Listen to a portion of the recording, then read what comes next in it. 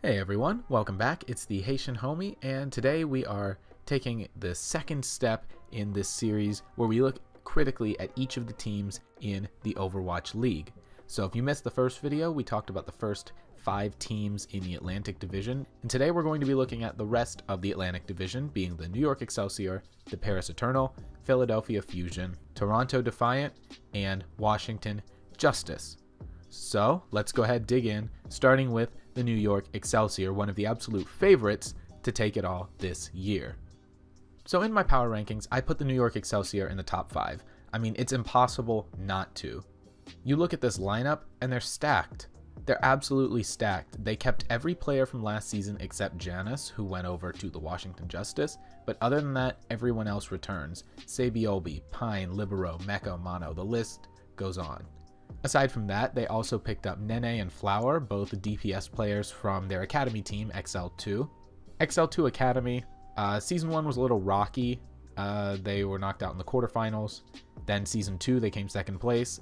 Now, whether you think XL2 is overrated or underrated, I think the two pickups of Flower and Nene are probably they're the star players. Flower has always been a great DPS.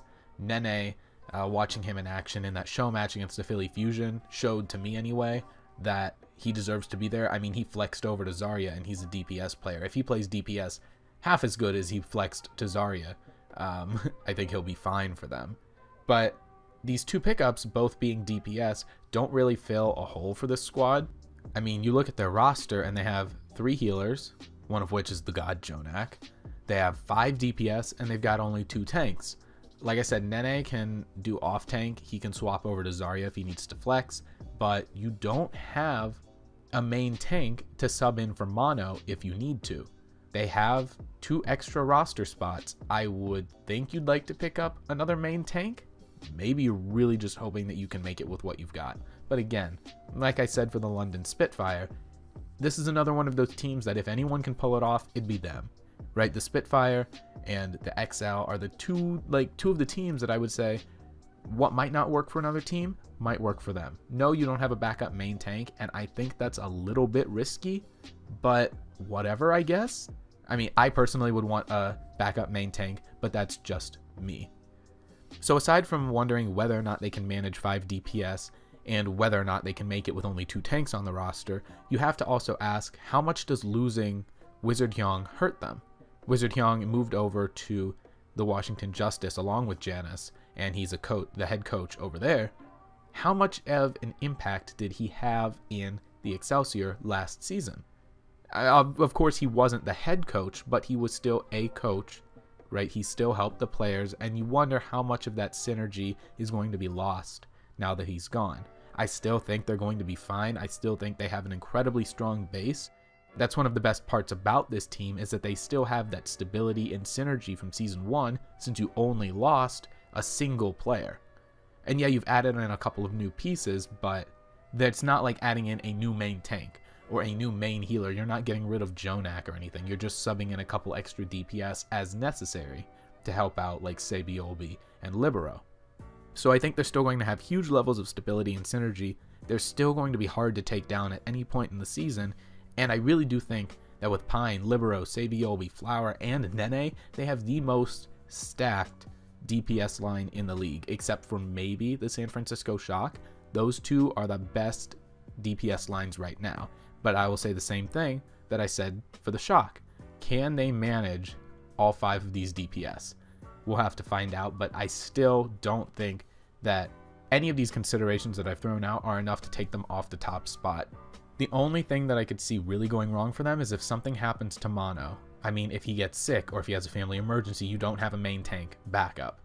Barring that, they're unstoppable. They're practically unstoppable. I mean, even if something does happen to him, screw it. Throw somebody else in there on main tank. They don't have to be great. They just have to be decent because you have such a stacked team around them. And that's probably what they're betting on, but who knows? Maybe they'll pick up another main tank as we go along. But for now, there's good reason for them to be near the top of the leaderboard because they're just so stacked. Next, we move over to the Paris Eternal. First of all, you do have Overwatch League experience from Shadowburn, Soon, and Fincy, Shadowburn used to be a DPS player for the Philadelphia Fusion. And then you've got Soon and Fincy both coming over from the Los Angeles Valiant, DPS player and tank player, respectively. Well, there's a couple of things to like about this. Number one, Soon and Fincy, they've worked together for, over the past year. They've been teammates for all that time. On top of that, Paris Eternal's head coach, Damon, was a coach for the Los Angeles Valiant. He ended up being the interim head coach for a while. He ended up also being the head coach for Team France in the 2018 World Cup. And when you look at the synergies from Team France, you also have 3 players who played on Team France this past World Cup: Soon, Nico GDH, and Ben Best. So right there, you have a lot of synergies. Damon has worked with most of this roster in some capacity or another, so you have synergies there. A lot of these players have played together either on the Valiant or on the World Cup team, so they know how to play together. Already, there's some synergy being built. You also have a couple players coming in from very successful Contenders teams. Hip, a support player, and Nico GDH, a DPS player, are both from Contenders Europe Season 2 champions Eagle Gaming. And then you have LH Cloudy, a tank player, coming over from Season 1 finalists and Season 2 semi-finalists Team Giganti. That means that aside from the Overwatch League players that you have, you're picking from some of the best European Tier 2 teams out there, right? You're taking some star players from these top Tier 2 teams and you're putting them with Overwatch League players. Like, that looks really good on paper, that you have these synergies, you have these, high-level successful players. That looks good. But there are a couple of things to worry about. You look at the roster, you've got Soon, Shadowburn, and Nico GDH, 2 Overwatch League players, 1 high-level Tier 2 player. Then you have your 4th DPS, Danye. Danye also has World Cup experience, however, his team, Team Poland, came last place in their qualifiers for this World Cup. He also comes from a couple of unsuccessful Tier 2 teams in Europe, Bazooka Puppies, who came near the bottom of the leaderboard in Season 1, the Copenhagen Flames, who were the bottom of the leaderboard in Season 2. This isn't a great pedigree for him. Similarly, Ben Best came from a middle-of-the-pack European Contenders team. Young and Beautiful came middle of the pack in Season 1 and in Season 2. Again, seeing him in action on the French World Cup team, a pretty decent World Cup team, I'm more willing to forgive his, middle of the pack sort of Contenders career, because at least he's shown that, hey, he's one of the best French players. He can hang with people like Damon and Soon. That looks good, but his Tier 2 career is a little bit questionable. You can say something similar for Gray, one of their support players. He's hopped around from a couple of different teams, never achieving huge amounts of success. He played for Portugal's World Cup team in 2017, but they didn't make it out of their qualifier. Season 1 of Contenders Europe, he played for Cloud9, and they did make it to the semifinals. He moved over to Optic Gaming in Contenders NA, semifinals again, but they rebranded to GG Esports and did poorly in Season 2. It's hard to say exactly what to make of him, because before Contenders and throughout Contenders, he's played for a lot of different teams, so he hasn't had much stability through his career. It'll be interesting to see if the Paris Eternal can provide that for him and give him an opportunity to shine.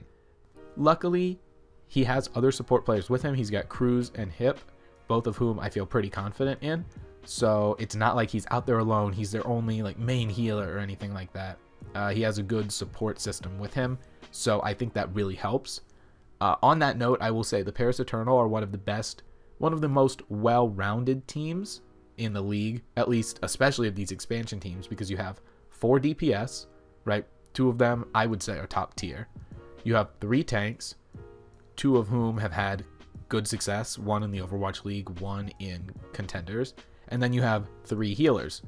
Again, fairly successful there as well. So you never have an instance where if one of our guys goes down, we don't have a backup, right?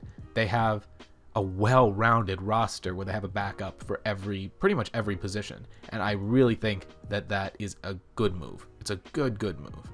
Finally, the last player to look at is Cruz. Cruz played for the Great Britain team that, you know, just shocked everyone this year. So again, he kind of has a rocky background with Toronto Esports. They came second place in Contenders NA Season 1. They came middle of the pack in Season 2. But again, he proved himself in the World Cup. There's not much more to say than that. So overall, I think they have a lot of strong synergies. I think they have strong players, and even the players that maybe didn't come from the best Contenders teams, they're being paired with players who have more success, and I think that will really, really help them. You're not building a team around questionable players and just hoping that they synergize. No, you're putting these players with the right tools in the capacity to help them become even better within this organization. I think that's hugely important. But let's take a look at the possible downsides. On the coaching roster is LAKEY. What can I say about LAKEY that hasn't already been said? I feel like wherever he goes, trouble follows in some way or another. Luckily, he's not the head coach. Damon is the head coach, and I'm glad. I'm happy that Damon is the head coach because I trust him. LAKEY, I hope he knows his place. That's all I'm going to say, is I hope he doesn't get in the way of their forward progress, because if he does, the season can end with him. And you tell me what you think about this one. The Paris Eternal are the oldest team in the league. When you look at their players, their combined age is the oldest team in the league. I can't find exactly where I saw that. It might have been on Twitter. I'll try to find it as I edit this video. But how much do you worry about that? Because, you know, they say as you get older, your reflexes start to drop. How much does that matter on the biggest stage of Overwatch? Do I think it's a make or break for them? No, I still think these guys are going to be fine. I don't think that their age is going to be that much of a factor, but if you put a lot of thought into, you know, their reaction times, then maybe that makes a difference. Overall, I did place them in the bottom half of the leaderboard in my power rankings, but I was flopping back and forth as to whether or not I should make them a top 10 team, and I wouldn't be surprised if they do. If there's any of these expansion teams that could do way better than I'm pegging them for, it would be the Paris Eternal. If they make the top 10, if they make the playoffs, I'd be like, you know what? That's not the craziest thing in the world. I could see that. So even though I had them placed, you know, in that 10 through 15 range in my power rankings, I could see them moving up into the top 10 with the right synergies, with the right coaching, putting the right players in the right positions to make a splash. I'm excited to see what the ceiling is for this team and if they could even make the playoffs this year. Third, we're looking at the Philadelphia Fusion, my team. So of course, I will try to keep bias out of this as much as possible. I think I can look at this team fairly, but hey, if you are watching this video and you say, I can still see the bias poking through, then let me know. The biggest thing that people say is, well, yeah, the Fusion made it to the finals, but you realize they only made it through as a 6th seed, and they only made one of the stage playoffs. That's true. Throughout most of the season, they were sitting around 6, 7, 8, but they did make the actual playoffs, and they rolled all the way up as the 6th seed into the finals. Throughout lots of sports, you can look at teams, you can look at players and say, they know how to make a comeback. They know how to be an underdog. For example, the Philadelphia Eagles in the NFL. Last year, their starting quarterback got hurt, and their backup came in and took them all the way to the playoffs and beat Tom Brady, who's known as one of the best players in the game. You know, that underdog came in and they rolled through. That shouldn't have ever happened. There's this clutch factor that exists with teams, and I see that with both the Valiant and with the Fusion. You see that also with Fusion University. They often will take game to 5 maps, but they've never lost. Some teams just have that. When they have to turn on to 110%, they will. And that's what I saw with the Philadelphia Fusion. Some people say it was a meta thing, and maybe it was the meta. Maybe they got lucky, but they took it, they ran with it all the way to the finals. Just like the New York Excel, just like the London Spitfire, they haven't really messed with the team a whole lot. They did let go of Hotba, Shadowburn, Dayfly, and Joe Meister. I don't see this as being a problem. Of course, Joe Meister never really played. Shadowburn was benched about halfway through the season in favor of EQO. Hotba came in occasionally, but never really took the starting spot from, like Poco. And then Dayfly, I'm fine with that. But look at who you kept. You kept every other player. Carpe, EQO, Poco, Fraggy, Sato, Boombox, Neptuno. I think it's a fantastic roster. I think it's easily a top 5 team. Feel free to debate me on that. But I do think they're a top 5 team. They demoted Snillo, I guess you can say, their DPS player, down to a 2-way contract, and then pulled up Elk on a 2-way contract as a support player to kind of fill the void that Dayfly and Joe Meister might have left. You look at this roster and you've got 9 players, 3 DPS, 3 tanks, 3 support. Fairly well rounded. Again, you do have one of your DPS and one of your supports on 2-way contracts. Push comes to shove, if you're in a pinch, do you have to pull one of these guys up to the league and then void their contenders eligibility? Maybe you do. And maybe that's bad for your contenders team. It wouldn't hurt to add a couple of other players to this team, but it's not the worst case scenario. At least they do have backup. They have backup for every position, even if it is on 2-way contracts, but they've got the backup there. That's better than some teams who just straight up only have 2 tanks with no backup at all, so this is okay. I have a feeling Sato will be starting over Fraggy this year, and I will say that was probably one of their biggest issues in Season 1 was figuring out who was going to be the main tank, and they had that little mix-up about halfway through the season where they didn't really, figure it out for a while. I think going into Season 2, they'll have that taken care of, and I would assume Sato is starting with Fraggy coming in if he needs to. That stability will help them a little bit more in Season 2, maybe taking out a couple of unnecessary losses that they had in Season 1. Overall, they're still a little bit of an underdog. Much like you would look at something like Great Britain in the World Cup, they're a little bit of an underdog. But you look at their track record, and they take that adversity and they've run with it. I think they'll continue to do that in Season 2. I think that's just part of who they are. They play best when their, season is on the line, when their stage is on the line. So, maybe they'll take us on a wild ride again in Season 2, barely make the playoffs, and then take it all the way. Who knows? But I'm confident that the Fusion going into Season 2 won't have too much of an issue, and that's why I put them in my top 5 during the power rankings. Next, we have the Toronto Defiant. This is another one of those teams that I caught a lot of flack for in my power rankings video because I placed them near the bottom of the league. So let me explain a little bit why I've put them where I did. Let's start by talking about each player individually. You've got Asher, a previous DPS player for the Los Angeles Gladiators. You've got Envy, a previous tank for the Los Angeles Valiant. And you have Neko, a previous support for the Boston Uprising.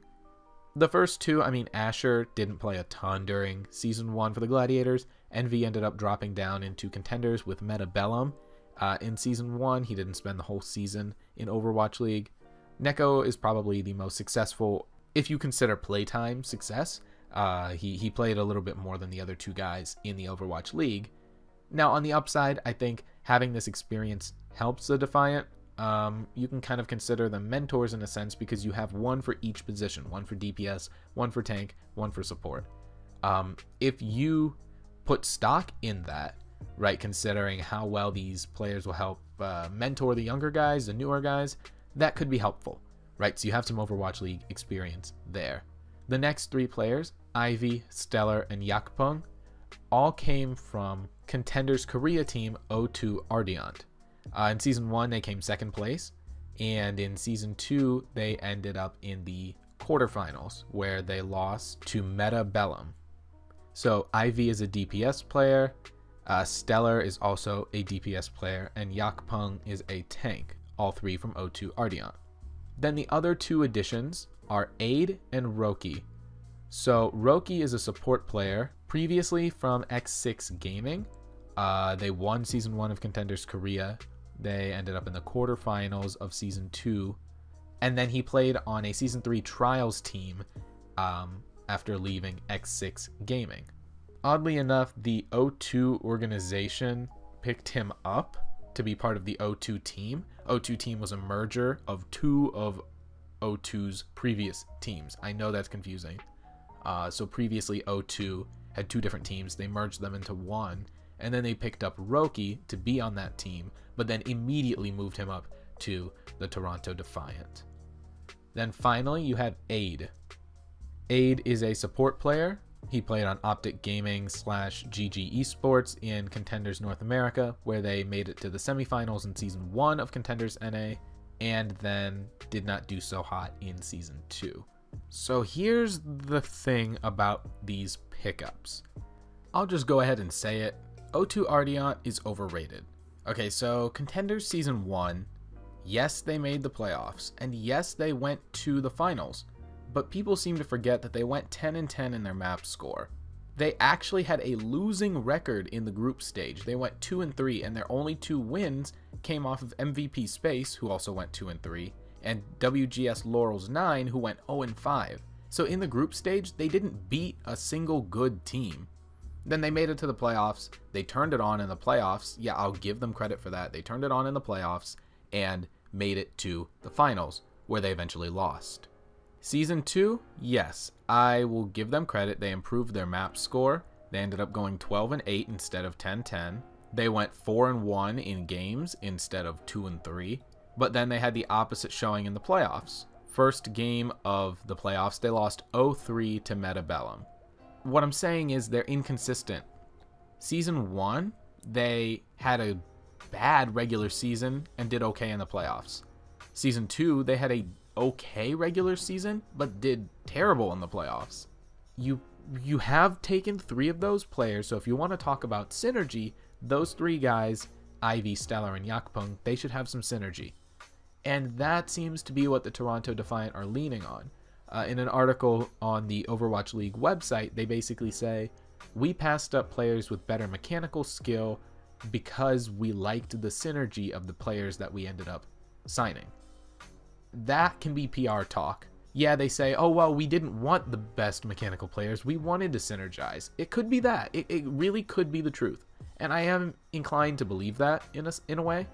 But I'm also, cautious enough to know that they could just be covering up the fact that they're not going to do so hot. That could be their cop-out.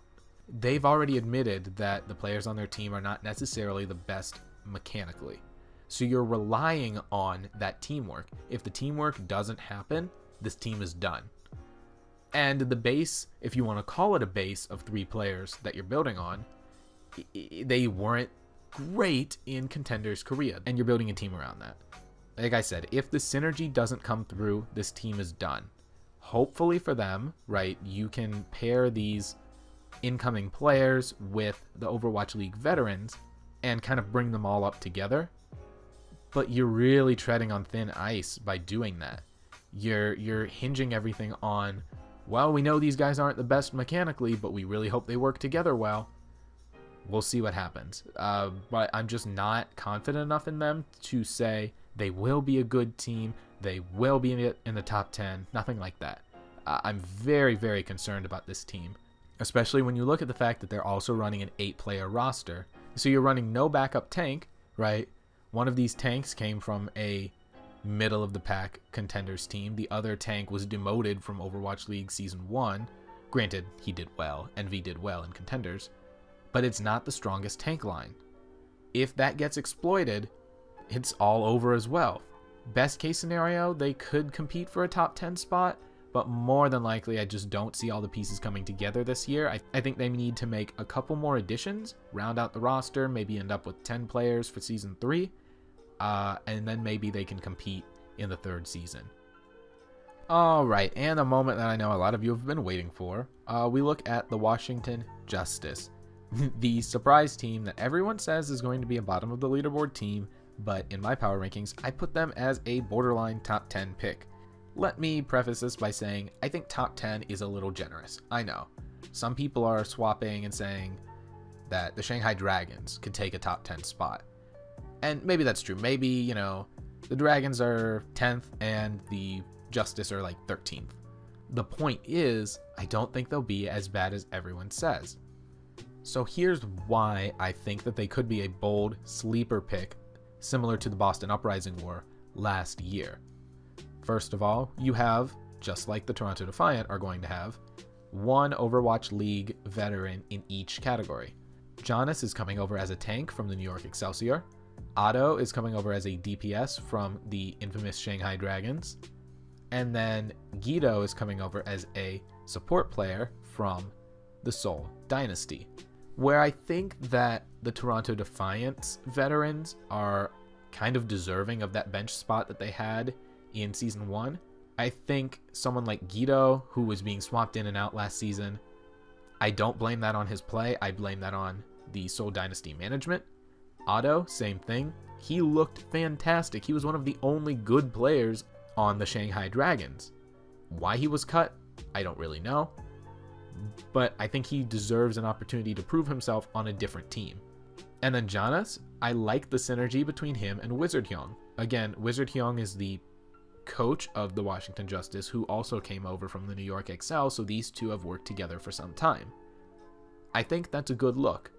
I think Otto and Guido are better than their previous team's record suggests, and I think that the synergy between Jonas and Wizard Hyung are going to be important.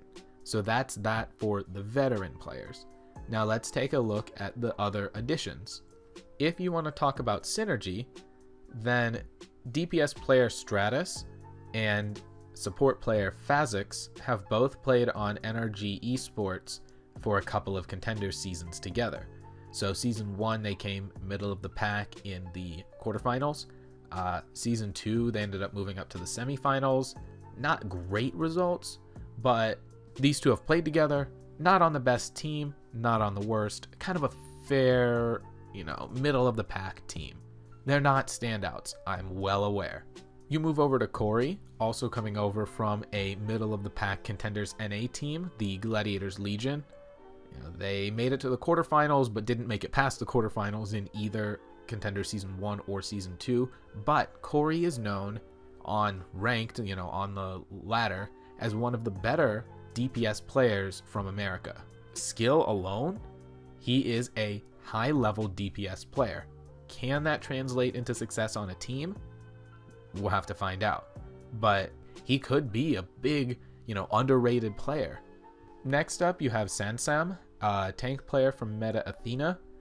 Probably one of the worst Contenders Korea teams. They came bottom of the leaderboard in Season 1, were relegated to Trials in Season 2, played an open division in Season 3. I mean, this is the worst pickup on the team. Yeah, he technically has Tier 2 experience, but I mean, none of his teams have been good. Even going back to Apex, if you want to mention Apex, they didn't do great in Apex. This is kind of Sansam's last resort, I would assume. If he doesn't prove himself here, maybe this is it for him. Why he was pulled up, I don't know. And then finally, you look at Hyunwoo. I hope I said that right. Played for a handful of different teams. Metabellum in Season 1 Contenders, where they came into the semifinals. World Game Star H2 in Season 2, where they did poorly, near the bottom of the leaderboard. Again, not the most stellar pickup. I'm not too worried about Hyunwoo because I think he will be a backup support compared to Guido and Phazix. So again, you've got kind of a mentor there in Guido in a sense. You have Hyunwoo probably not starting, so I'm not too concerned about him. So I think their support line is okay. I mean, looking at their DPS line, Stratus, Otto, Corey, I think that's a pretty decent DPS line. I mean, there's a couple other teams in the league. There's a few teams in the league who clearly have worse DPS lines than this.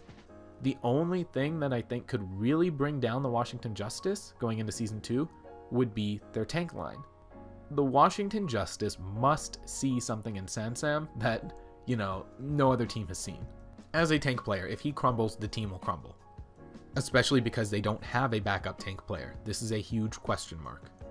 There's no rational reason why I could possibly say Sansam is going to be great, and here's why. I can't say that. I really can't.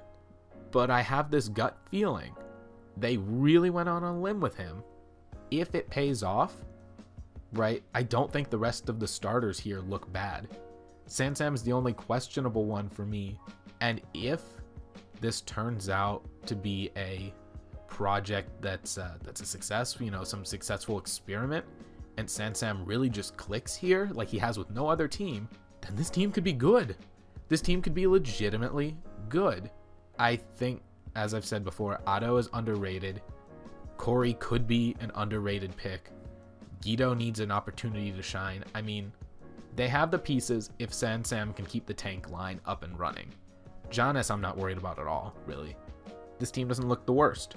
I would easily put them above the Florida Mayhem. I am. I am putting them above the Mayhem. But we'll see how it all turns out. Overall, it's risky putting this team together the way they have. It's risky not having a backup tank, and that could be a huge red flag for them, and it is a huge red flag. But I'm going all in on this. You know, not every decision must be rational.